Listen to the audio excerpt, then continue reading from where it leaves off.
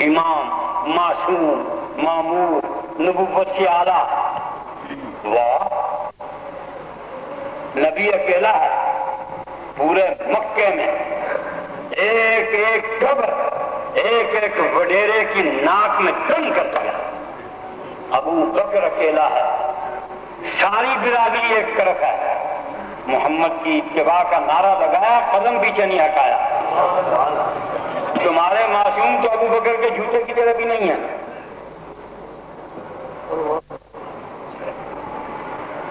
اور تم کہتے ہو یہ ہے اور وہ ہے. ہمارے سیدنا علی رضی اللہ تعالیٰ عنہ کی روایت ہے، وہ فرماتے ہیں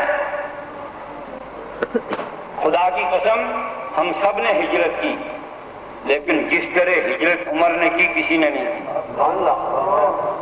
ساتھیوں نے پوچھا کیسے؟ فرمایا یہ مکے میں گیا، کعبۃ اللہ کا طواف کیا، سرمایہ داروں اور وڈیروں کی سرداروں کی ٹولیاں بیٹھی تھیں. ایک ایک سے جا کے کہا میں جا رہا ہوں، ہجرت کر رہا ہوں مدینے میں.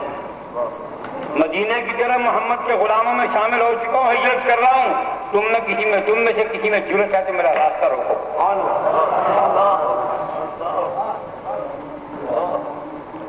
اس روایت کو غلط ثابت کرے جس میں ہمت ہے.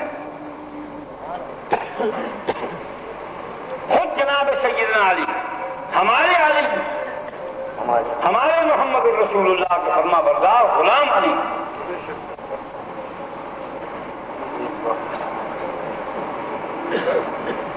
ہمارے آقا علی، ہمارے مولا علی، جو معصوم نہیں تھے، جو امام نہیں تھے، جن پر وحی نازل نہیں ہوتی تھی، جو محمد سے بڑھ کے نہیں تھے،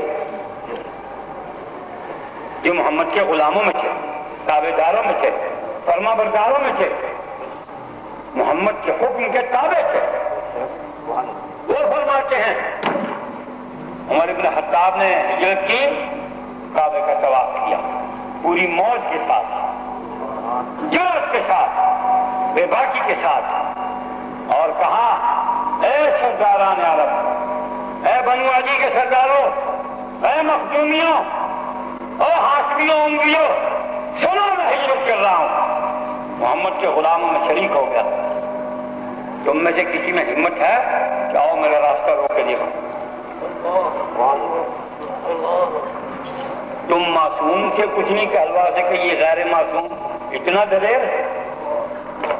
معصوم بزدل، معصوم بھی ہو، معمور من اللہ بھی ہو، بزدل بھی ہو، ہپوکریٹ.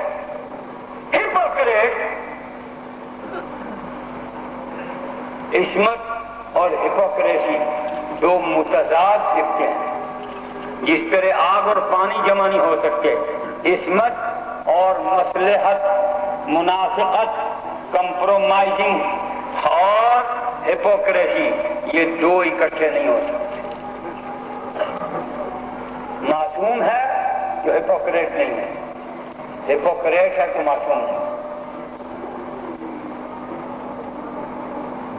ہمارا علی ہپوکریٹ نہیں تھا، معصوم بھی نہیں تھا، دلیر تھا، جو بات حق سمجھتا تھا کہہ ڈالتا تھا، رکتا نہیں تھا. جس بات کو حق سمجھتا تھا اس پر جم جاتا تھا، وہ ہے استقامت تھا. اور ثم استقاموا تتنزل علیہم الملائکہ کا کہہ کرتا